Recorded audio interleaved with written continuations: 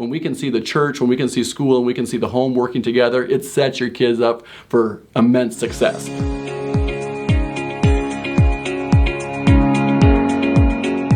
Hello LifeGate, it's me again, John Hunsberger, your pastor of marriage and parenting.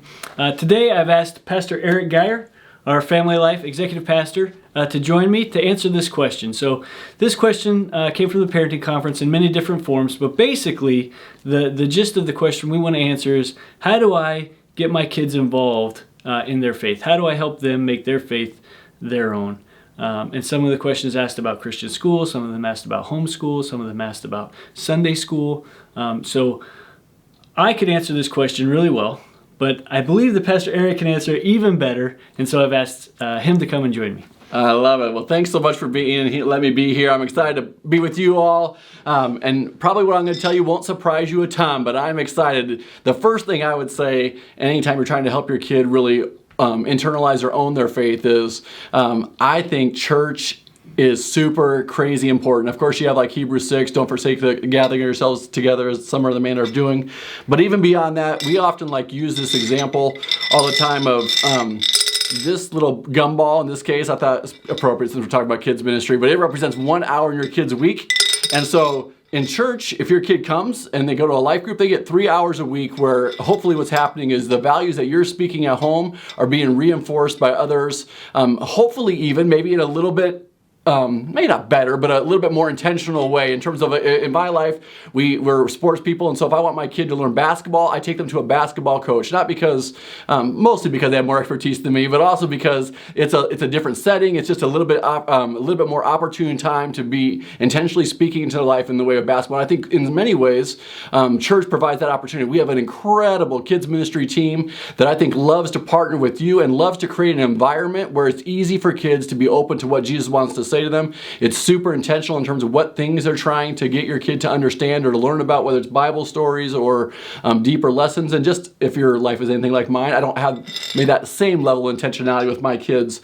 But so I think church is super important. We love seeing your kids each and every week, and I hope they continue to be a part of it through youth group and beyond. Another huge influence in your kid's life, which you could expect, and John referenced, is school. And so if each of these gumballs represents 1 hour of your kid's week, they're in school about 35 hours a week. And so you can gather from me that I'm going to say whatever your kid does for education is really, really important. And it probably wouldn't surprise you, but I will give a shameless plug because I think our school is the best in the city. But we have an awesome K-8 school here, and largely our kids have all gone through it. Our two youngest are in it right now. But largely it's, who do I want my kid to be influenced by for 35 hours a week? And for us, we want that to be people that we know and trust and people that we know are pushing our kid in a direction that we would want them to go. And so we know at LifeGate our kids are getting a great biblical curriculum. They're getting chapel opportunities. They're getting, and beyond all that, what they're getting is a teacher who loves them. They're getting a teacher who's going to, when they get in a fight with someone on the playground, is going to push them towards biblical values and not towards something different. And so your kid may or may not go to LifeGate school, but whatever they go, whether they're homeschooled or in a public school, I think it's super important for us to know what kind of influence they're getting in that 35 hours. And so you're wise to be up to speed on what kind of things your teachers are telling them. You're wise to be up to speed on what kind of life your teacher is modeling to your student, and to be able to tell your kid, like, hey, this in their lifestyle, it isn't something that we believe, and this isn't something we agree with, and to help them understand why. It doesn't mean we're not loving towards them. It doesn't mean we judge them, but we are going to stand firm, and are going to reinforce our beliefs as a parent. And then the best part is the biggest influence in your kid's life, hands down, is you. If each one of these gumballs represents 1 hour in your kid's life, they get most influenced by you. There's a passage in Deuteronomy chapter 6 that I love to repeat with our families whenever I get the chance. It starts in verse 4. It's one you've all heard before, but I'll read it for us. It says, "Hear, O Israel, the Lord your God, the Lord is one. You shall love the Lord your God with all your heart, with all your soul, and with all your strength. And these words which I command you today shall be in your heart. You shall teach them diligently to your children. You shall talk of them when you are all in your house, when you walk by the way, when you sit down, and when you rise up."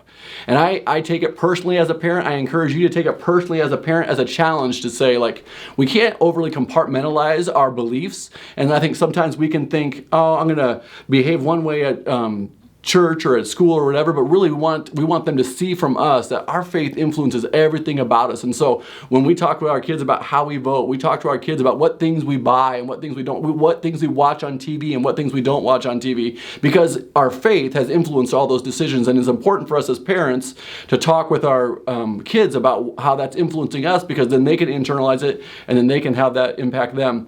I tried to think of the best example I could, and my best example was a fancy restaurant. In our house, we have 3 boys. 2 of them are a little bit younger, and we very, very, very rarely go to a fancy restaurant.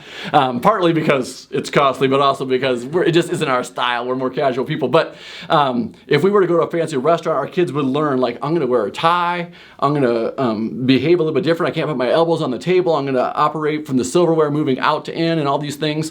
But it's a little bit different than how we operate at home. And so what could potentially happen is our kids think, well, that's how I behave at the restaurant, but how I really operate is like this. And I think what we want to avoid as parents at all costs is this idea of, well, that's how I operate at church, but in my home life I operate differently. I think we want to help them see there's a seamless transition. There's no transition. There's no difference. There's no discrepancy between what they see at home and what they see at church. And I think when our kids can see that modeled at school, at home, at church, or at grandma's, or wherever it is, like, it just sets them up. It propels them to a lifelong faith. We always use the example of the Wizard of Oz and the Yellow Brick Road, and we say we want to set our kids, like, to Dorothy, her instructions were follow this road and it'll lead you to Oz. And I think we want to set an example for our kids to say, if you follow this path, if you walk in it, you're going to find life and you're going to find Jesus. And so when we can see the church, when we can see school, and we can see the home working together, it sets your kids up for immense success. So, John can critique me, tell me how I did, finish anything I missed. So I think that's exactly what we're looking for, right? I hope that you took some encouragement from this. I hope that you heard us say, hey, we're on your team. We're a resource. Yeah. And that's why also I brought Pastor Eric with me, so that you can see there's a team here. He talked about your team for family life. There is a team, and we want to be a part of that. But you're the MVP of your child's team. And so the responsibility really needs to be on you to make that faith in your child real and answer the hard questions and those kind of things. If you don't know, though, you have a team, and we can do this together.